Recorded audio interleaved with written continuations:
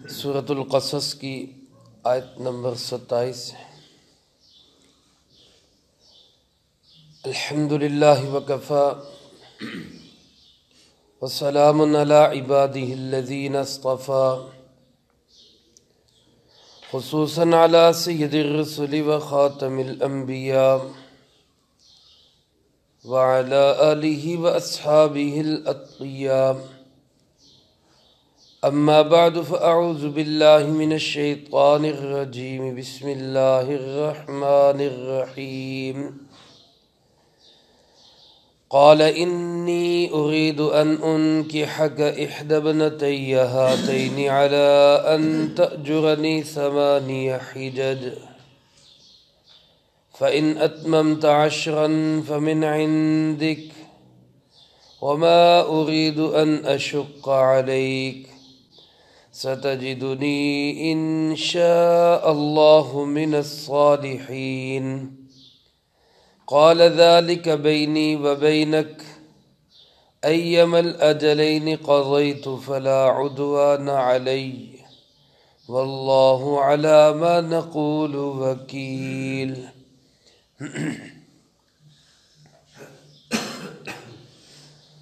قال انی اريد ان انکحک،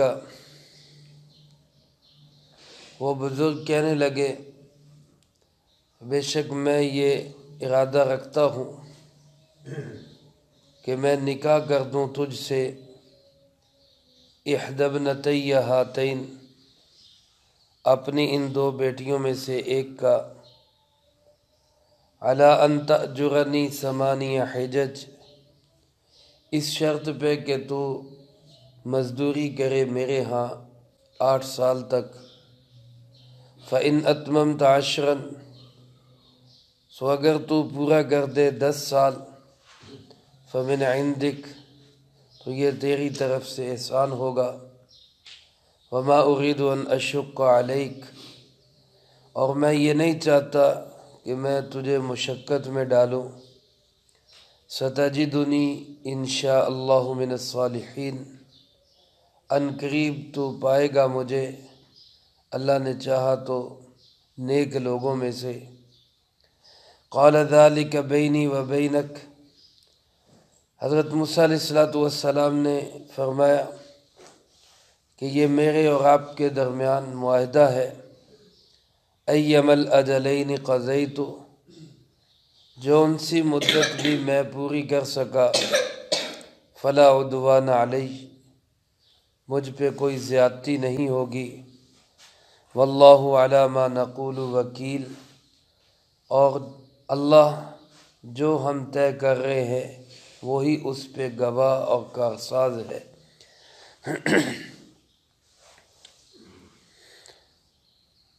حضرت سیدنا موسیٰ علیہ نبینا وعلیہ السلام مدین پہنچے، سفر کے تھکے ہارے، بھوکے اور پیاسے۔ مدین کے کنویں پر ایک سائیڈ پہ کھڑی بچیوں کو، ان کی بکریوں کو پانی پلایا، اور پھر اللہ سے دعا کرنے لگے، رب انی لما انزلت الی من خیر فقیر، اے میرے پروردگار اس وقت میرے ساتھ آپ کی طرف سے مجھ پہ جو بھی بھلائی ہو جائے، جو بھی مل جائے، میں اس کا محتاج ہوں۔ اللہ رب العالمین نے رحمت فرمائی، انہی بچیوں میں سے ایک آئی اور اس نے کہا میرے ابا جان آپ کو بلا رہے ہیں۔ وہ بچی کن کی تھی؟ مفسرین کرام رحمہم اللہ نے لکھا ہے کہ وہ حضرت شعیب علیہ السلام کی بیٹی تھی۔ چنانچہ حضرت موسیٰ علیہ السلام حضرت شعیب علیہ السلام کے گھر پہنچے، اپنی بات عرض گزاشت کی، انہوں نے حوصلہ تسلی دیا۔ بیٹیوں میں سے ہی ایک بیٹی جس کا نام صفورہ ہے، وہ کہنے لگی کہ آپ ابا جان اس کو مزدوری کے لیے رکھ لیں، ہمیں بھی ایک ضرورت ہے ملازم کی، اور یہ اچھا ملازم ہے، کام کاج کرنے کی صلاحیت بھی ہے، طاقتور اور مضبوط ہے، اور اس کے ساتھ ساتھ امانت دار بھی ہے۔ کسی بھی ملازم کے اندر یہ دو کوالٹیاں، دو خوبیاں ہونی چاہیے کہ وہ مضبوط ہو، اپنے کام کا ماہر ہو، اور دوسرا وہ امانت دار ہو۔ تو لہٰذا یہ ایک پاس ہے، آپ اس کو رکھ لیں۔ حضرت شعیب علیہ السلام نے مزدوری سے بھی بہتر کام سوچا، جو ہر والد اپنی اولاد کے لیے، بالخصوص اپنی بیٹیوں کے لیے سوچتا ہے کہ کوئی اچھا امانت دار باصلاحیت بچہ مل جائے اور میں بیٹیوں کو نکاح کر دوں۔ چنانچہ حضرت شعیب علیہ السلام نے حضرت موسیٰ علیہ السلام سے یہ عرض کی۔ وہ بڑے تھے، موسیٰ علیہ السلام چھوٹے تھے، یوں کہہ لیں کہ موسیٰ علیہ السلام سے فرمایا کہ بھئی میرا یہ ارادہ ہے کہ میں اپنی دو بیٹیوں میں سے کسی ایک بیٹی کا نکاح تیرے ساتھ کر دوں، یہ میری خواہش ہے۔ ایک تو اس سے یہ بات ہمیں معلوم ہو گئی کہ یہ جو ہمارے معاشرے میں رواج بنا ہوا ہے نا کہ ہم تو بیٹی والے ہیں جی، ہم کیسے کہیں، وہ بیٹے والے ہی آ کے کہیں ہمیں، یہ ہمارا خود ساختہ رواج ہے، یہ ہمارا اپنا بنایا ہوا رواج ہے، ورنہ اسلام میں اس کی کوئی پابندی نہیں۔ بیٹی والا خود بھی کہہ سکتا ہے کہ میں اپنی بیٹی کی شادی آپ کے بیٹے سے کرنا چاہتا ہوں، اس میں کوئی عیب آر اور شرم کی بات نہیں۔ بلکہ اگر عورت جو ہے وہ باکرہ نہ ہو، یعنی کنواری نہ ہو، تو وہ خود بھی اپنے نکاح کی پیشکش کر سکتی ہے، یہ بھی کوئی شرم و حیا کے منافی نہیں ہے۔ حضرت سیدہ خدیجہ رضی اللہ تعالیٰ عنہ نے خود اپنا پیغام نکاح جناب محمد کریم صلی اللہ علیہ وسلم کے لیے بھیجا تھا، اپنا نکاح خود کروایا تھا۔ تو اسی طرح اگر کوئی خاتون یا کوئی بچی یا بچی کا والد وہ خود پیغام نکاح بھیج دیتا ہے تو یہ کوئی ایسی بے شرمی کی بات نہیں یا ایسی عیب کی بات نہیں جس طرح کہ ہمارے معاشرے میں سمجھی جاتی ہے۔ حضرت عمر رضی اللہ تعالیٰ عنہ نے اپنی بیٹی سیدہ حفصہ رضی اللہ تعالیٰ عنہ جب وہ بیوہ ہوئی تو حضرت ابوبکر رضی اللہ تعالیٰ عنہ سے خود کہا کہ آپ میری بیٹی سے شادی کر لیں، لیکن انہوں نے اس پہ نہ ہاں کی نہ کی۔ حضرت عثمان سے کہا، انہوں نے بھی کوئی جواب نہ دیا، کیونکہ وہ یہ ہم سمجھ چکے تھے جناب محمد کریم صلی اللہ علیہ وسلم کی زبان مبارک سے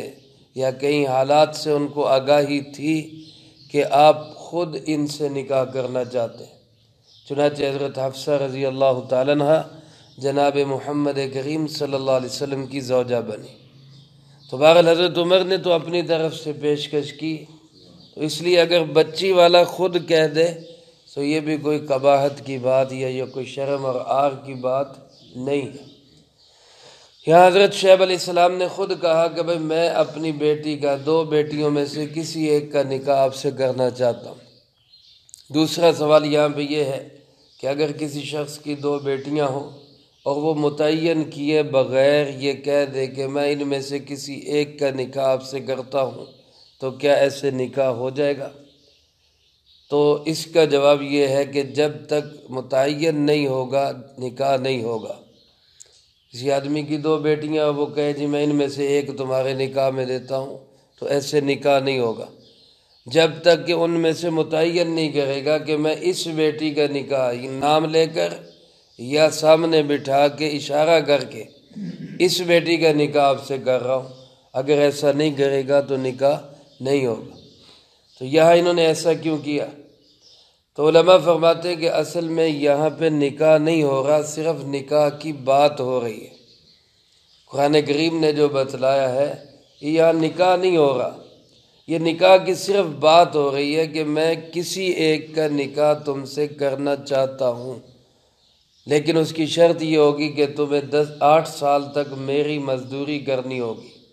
میرے ہاں بکریاں چرانی ہوگی۔ تو یہاں چونکہ نکاح نہیں ہے، صرف نکاح کی بات چیت ہے۔ جب موسیٰ علیہ السلام اس پہ راضی ہو گئے تو نکاح باقاعدہ طور پہ علیحدہ سے کیا گیا ہے اور اس میں ظاہر تعیین کی گئی ہوگی کہ اس بیٹی کا نکاح میں آپ سے کر رہا ہوں، تو لہذا ان الفاظ سے یہ نہ نتیجہ نکالا جائے کہ غیر متعین طور پر بھی نکاح کیا جائے تو نکاح ہو جائے گا، ایسی بات نہیں ہے۔ اور دوسری بات یہ کہ حضرت شعیب علیہ السلام نے خود کہا ان کے حق میں اپنی بیٹی کا نکاح کرنا چاہتا ہوں، میں اپنی بیٹی کا نکاح کرنا چاہتا ہوں۔ اس سے معلوم ہوا کہ والدین کو چاہیے کہ وہ اپنی اولاد کا نکاح خود کرے، اور اولاد کو بھی چاہیے کہ نکاح جیسا اہم معاملہ اپنے ہاتھ میں لینے کی بجائے اپنے والدین کے سپرد کر دے۔ اگرچہ شریعت میں اس پہ پابندی نہیں، اگر کوئی عاقلہ بالغہ بچی یا بچہ اپنا نکاح خود کرے گا تو وہ نکاح ہو جائے گا۔ بالخصوص امام ابو حنیفہ رحمۃ اللہ علیہ وہ فرماتے ہیں کہ نکاح متعین ہو جائے گا، لیکن بہرحال شرم و حیا کا تقاضا یہی ہے کہ اولاد، نوجوان بچے اور بچیاں یہ معاملہ خود سے کرنے کی بجائے یہ کن کے سپرد کریں؟ یہ والدین کے سپرد کریں۔ والدین جہاں مناسب سمجھیں وہ وہاں پہ ان کا نکاح کریں۔ تاہم اس میں یہ ضروری ہے کہ اولاد کی رائے کو بھی ان سے بھی پوچھا جائے۔ اولاد سے پوچھنا، رائے لینا، ان کی مرضی معلوم کرنا یہ بھی شرعی تقاضا ہے۔ خود جناب محمد کریم صلی اللہ علیہ وسلم سے جب حضرت علی کرم اللہ وجہہ نے سیدہ کائنات سیدہ فاطمہ رضی اللہ تعالیٰ عنہ کے متعلق بات فرمائی تو آپ صلی اللہ علیہ وسلم نے اپنی طرف سے ہاں نہیں کر دی کہ ٹھیک ہے مجھے قبول ہے، بلکہ آپ صلی اللہ علیہ وسلم نے بھی فرمایا کہ میں فاطمہ سے مشورہ کر کے پھر جواب دوں گا۔ آپ صلی اللہ علیہ وسلم نے حضرت فاطمہ رضی اللہ تعالیٰ عنہ کی مرضی معلوم کی اور انہوں نے شرم و حیا کے تقاضے کے مطابق یہ فرمایا کہ جو آپ کا فیصلہ ہوگا مجھے منظور ہے، تو پھر آپ صلی اللہ علیہ وسلم نے ہاں کی۔ تو اس لیے والدین کو بھی اولاد کا خیال رکھنا چاہیے اور اولاد کو بھی سعادت مندی کا ثبوت دیتے ہوئے اپنا یہ معاملہ کن کے ہاتھ میں دینا چاہیے؟ والدین کے ہاتھ۔ حضرت شعیب علیہ السلام نے موسیٰ علیہ السلام سے بات کی کہ دو میں سے ایک کا نکاح کر دوں گا، لیکن شرط کیا ہوگی؟ ان تأجرنی 8 حجج، کہ تو 8 سال تک میری مزدوری کرے گا، تو میری اجرت، میرا اجیر بن کے رہے گا، مزدور بن کے رہے گا، ملازم بن کے رہے گا 8 حجج، کتنے سال؟ 8 سال۔ فَإِنْ أَتْمَمْتَ 10، یہ 8 سال تو پکے ہیں، اور اگر تو 10 پورے کر دے تو فَمِنْ عِنْدِكَ، یہ تیری طرف سے احسان ہوگا۔ اب اس میں سے جو چاہے اپنی مرضی سے تو اختیار کر لے۔ تو حضرت موسیٰ علیہ السلام نے اس کو قبول کر لیا کہ ٹھیک ہے میں آپ کی مزدوری کے لیے تیار ہوں۔ یہاں سوال یہ ہے کہ یہ جو انہوں نے شرط لگائی کہ نکاح ہوگا اس شرط پر کہ آپ 8 سال مزدوری کریں گے، تو کیا اس نکاح میں حق مہر یہی تھا یا اس کے علاوہ کچھ اور تھا؟ اگر یہی تھا تو کیا مزدوری جو ہے یہ حق مہر بن سکتی ہے؟ تو اس معاملے میں یاد رکھیں، عورت کے ساتھ جب بھی کسی کا نکاح ہوگا تو اس میں حق مہر کا ادا کرنا یہ مرد کے ذمہ ضروری ہے۔ حق مہر یہ عورت کا حق ہے اور مرد کے ذمہ لازم ہے کہ وہ حق عورت کو ادا کرے، یہ اس کا حق ہے۔ اور یہ کتنا ہونا چاہیے؟ قرآن کریم نے اس کے متعلق مال کا لفظ ارشاد فرمایا، وہ ایک مال ہو، ایک ایسی چیز ہو جس کو مال کہا جا سکے۔ اس لیے امام ابو حنیفہ رحمۃ اللہ علیہ فرماتے ہیں کہ وہ کم سے کم 10 درہم ہونا چاہیے، کم سے کم 10 درہم، زیادہ کی حد نہیں ہے، جتنا کوئی متعین کر لے، خامن کی مالی حیثیت دیکھ کے متعین کر لے، لیکن کم سے کم 10 درہم ہو۔ اور 10 درہم کے ہمارے اس زمانے میں تقریباً 3.25 تولے چاندی بنتی، 3.25 تولے، آج کل تقریباً 1000 روپے کا تولہ ہے، تو کم سے کم گویا کہ اس زمانے میں 3,000 روپے حق مہر ہونا یہ ضروری ہے۔ اس سے آگے اوپر جتنا کوئی متعین کر لے۔ باقی ائمہ کے نزدیک اس میں اختلاف ہے، لیکن امام ابو حنیفہ رحمۃ اللہ علیہ کے نزدیک یہی ہے۔ اب یہاں یہ مسئلہ ہے کہ یہاں تو پیسے کوئی نہیں دیے جا رہے، یہاں تو مزدوری جو ہے وہ حق مہر بن رہی ہے۔ تو کیا آج اگر کوئی شخص کسی عورت سے اس شرط پہ نکاح کرے کہ جی میں 8 سال آپ کی ملازمت کروں گا تو آپ میرے ساتھ نکاح کر لیں، تو کیا ایسا نکاح متعین ہو جائے گا؟ اس میں بعض حضرات تو فرماتے ہیں کہ مزدوری اور نوکری اور ملازمت جو ہے یہ نکاح کا حق مہر نہیں بن سکتی، وہ مال الگ سے دینا ہوگا۔ اگر کوئی شخص آج کسی خاتون سے یہ کہتا ہے کہ جی میں آپ کی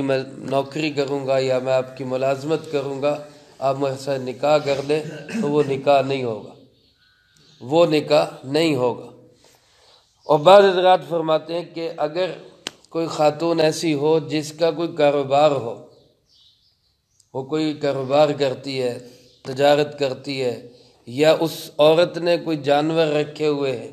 یا اس عورت کی کوئی زمین ہے، اور وہ کہتی کہ مجھے ایک ملازم کی ضرورت ہے، تو آپ میری ملازمت کریں، میں اس پہ آپ کا نکاح کرتی ہوں، آپ سے نکاح کرتی ہوں۔ یا مرد کہہ دیتا ہے کہ جی آپ کو کھیتی باڑی کے لیے، آپ کو تجارت کے لیے، آپ کو جانوروں کے لیے کسی بندے کی ضرورت ہے، میں آپ کی مزدوری کرتا ہوں، آپ مجھ سے نکاح کر لیں۔ تو باہر کے کام اگر اس کے ہیں عورت کے، اور یہ اس کا مزدور بن کے کام کرتا ہے، تو یہ نکاح ہو جائے گا۔ یہ حق مہر مزدوری نہیں بنے گا، بلکہ اس کی جتنی تنخواہ بنے گی وہ تنخواہ اس کا حق مہر بنے گا۔ مثال کے طور پہ یہ کسی اور کو ملازم رکھتی ہے اور اس کو 20,000 روپیہ مہینہ دیتی ہے، تو یہ آدمی اس کی جو مزدوری کرے گا تو ہر مہینے کے 20,000 وہ حق مہر میں سے کٹتا رہے گا، اصل میں وہ مال ہی ہوگا جو وہ دے رہا ہے۔ تو اگر ایسے باہر کے کام ہیں، ہاں گھر کے کام وہ کہتی ہے جی میں نکاح اس شرط پہ کرتی ہوں کہ آپ میرے برتن مانجیں گے، میں نکاح اس شرط پہ کرتی ہوں کہ کپڑے آپ دھوئیں گے، میں نکاح اس شرط پہ کرتی ہوں کہ گھر کی صفائی آپ کریں گے، تو یہ حق مہر نہیں بن سکتا۔ یہ تو آج کل کے ماحول میں سارے ہی کرتے ہیں ماشاءاللہ، بغیر شرط کے ہی کرتے ہیں، اور کرنا چاہیے، یہ کوئی عیب کی بات نہیں ہے۔ ہمارے پیارے آقا جناب محمد کریم صلی اللہ علیہ وسلم گھر کے کاموں میں اپنی عورتوں کا ہاتھ بٹاتے تھے۔ گھر میں آپ جھاڑو پونچھا بھی کر لیتے تھے، مطلب اپنے جوتے کی صفائی کر لی، اپنے جوتے کی سلائی کر لی، اپنے کپڑے کو ٹانکا لگا لیا۔ آپ صلی اللہ علیہ وسلم کی بیٹی سیدہ کائنات سیدہ فاطمہ رضی اللہ تعالیٰ عنہ خود گھر میں جھاڑو لگا لیتی تھی، تو یہ ایسے کوئی عیب کی بات نہیں ہے۔ لیکن یہ مزدوری نکاح کا حق مہر نہیں بن سکتی، گھر کے کام یہ نکاح کا حق مہر نہیں بن سکتا۔ باہر کے اگر کسی عورت کے کام ہوں، مزدوری، اس کی زمین ہے، اس کے جانور ہیں، یا اس کا کوئی کاروبار ہے، تجارت ہے، اور وہ کہتا ہے کہ میں بغیر تنخواہ کے آپ کا یہ کام سنبھالتا ہوں، تو آپ میرے ساتھ نکاح کر لیں، تو یہ حق مہر بن سکتا ہے۔ اس لیے یہاں بھی بعض حضرات نے لکھا ہے کہ یہ جو بکریاں تھی یہ شعیب علیہ السلام کی نہیں تھی، یہ اصل میں اس بیٹی کی تھی، اور اس بیٹی کی مزدوری موسیٰ علیہ السلام نے کی 8 سال تک، لہذا یہ حق مہر اس بیٹی کا بن گیا، اس لحاظ سے یہ ٹھیک ہے۔ اور اگر یہ شعیب علیہ السلام کی بھی ہوں تو شعیب علیہ السلام کی مزدوری، اب ظاہر ہے باپ کی نوکری کرنا یہ تو حق مہر نہیں بن سکتا، لیکن یہاں یہ ایسے بنا کہ جتنی اجرت بنی موسیٰ علیہ السلام کی، وہ اجرت شعیب علیہ السلام نے یا تو بیٹی کو دے دی یا بیٹی نے اپنے باپ کو معاف کر دی۔ اس طرح یہ حق مہر ادا ہوا اور یہ نکاح ہوا حضرت موسیٰ علیہ السلام کا۔ 8 سال کی مدت یہ طے ہوئی کہ جناب کم سے کم 8 سال، اور زیادہ سے زیادہ آپ پورا کر دیں تو 10 سال۔ شعیب علیہ السلام نے کہا ما ارید ان اشق علیک، میں آپ کو مجبور نہیں کرتا، آپ پہ پریشر نہیں ڈالتا، آپ کی مجبوری کا فائدہ نہیں اٹھاتا، آپ با اختیار ہیں، چاہیں تو اس کو قبول کریں، چاہے تو رد کر دیں۔ اگر بغیر اس کے بھی آپ میرے پاس رہنا چاہیں تو میرے مہمان ہیں، آپ رہیں۔ ستجدنی انشاءاللہ من الصالحین، اللہ نے چاہا تو آپ مجھے نیک لوگوں میں سے پائیں گے۔ اس سے معلوم ہوا کہ کوئی معاملہ جو ہے کسی کے مجبوری کا فائدہ اٹھانا، جیسا کہ آج کل کے ہمارے اللہ معاف کرے ذہنیت بن گئی ہے کہ جب بندے پریشان ہوتے ہیں لوگ اور زیادہ مجبور کرتے ہیں۔ اب آٹے کی ضرورت ہے تو آج حاجی صاحب جو ہے آٹے کی قیمت ہی بڑھا دیتے ہیں۔ آج جو ہے وہ چینی کی قلت ہے تو حاجی صاحب دکان پہ بیٹھے چینی کا تھوڑا ہی مہنگا کر دیتا ہے، کہتا ہے یار یہ مجبور ہے لہذا اس سے فائدہ اٹھاؤ۔ تو یہ کسی کی مجبوری سے فائدہ اٹھانا، وہ اگرچہ مجبور ہو کہ کر بھی دے گا، ضرورت مند ہے اس کو تو ضرورت ہے وہ تو لے گا، لیکن یہ سوچ لے کہ اس کے مال میں برکت نہیں رہے گی۔ ظاہر ہے کسی کی مجبوری سے بندہ فائدہ اٹھائے، خوشی سے مال نہ ملے تو اس میں برکت کہاں ہوگی۔ اس لیے ہمیں اپنے معاملات کو اس طرح رکھنا چاہیے کہ ہر آدمی معاملہ خوش دلی سے کرے، مجبور ہو کے نہ کرے، یار پھنسا ہوا ہوں اب مجبوری ہے اب یہ تو کرنا پڑے گا اب کیا کریں۔ تو معاملات ایسے ہوں کہ اگلا بندہ خوش دلی کے ساتھ کہے کہ جناب میں اس پہ راضی ہوں، میں اس پہ خوش ہوں۔ تو شعیب علیہ السلام نے موسیٰ علیہ السلام کو واضح کہہ دیا کہ میں جبر کوئی نہیں، زبردستی کوئی نہیں، تو بے آسرا مسافر پھنس گیا ہے اس وجہ سے مجبور نہیں کر رہا، اگر تجھے قبول ہے تو ٹھیک ہے، نہیں ہے تو کوئی مسئلہ نہیں، میرے ساتھ بھی رہے گا تو میں کوئی ظلم و ستم نہیں کروں گا، اللہ نے چاہا تو مجھے نیک لوگوں میں سے تو پائے گا۔ یہاں شعیب علیہ السلام کی عاجزی بھی دیکھیں، انکساری بھی دیکھیں، یوں نہیں فرمایا کہ میں بڑا نیک ہوں، میں بڑا نیک ہوں، یہ نہیں کہا، بلکہ یہ کہا اللہ نے چاہا تو میں بھی نیکوں میں سے کوئی ایک بن جاؤں گا۔ ہم اپنے آپ کو ذرا سی اللہ پاک ہمیں نیکی دے دے تو ہم کہتے ہیں ہمارے جیسا ہے ہی کوئی نہیں، میں تو سب سے بڑا نیک ہوں، مجھ جیسا تو کوئی نیک ہے ہی نہیں۔ اور یہاں اللہ کا نبی ہے،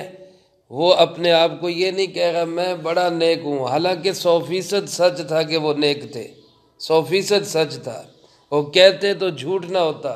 لیکن یہ ان کی عاجزی انکساری تھی کہ یوں کہنے کی بجائے کہ میں بڑا نیک ہوں میں ظلم نہیں کروں گا، یہ فرمایا اللہ نے چاہا تو،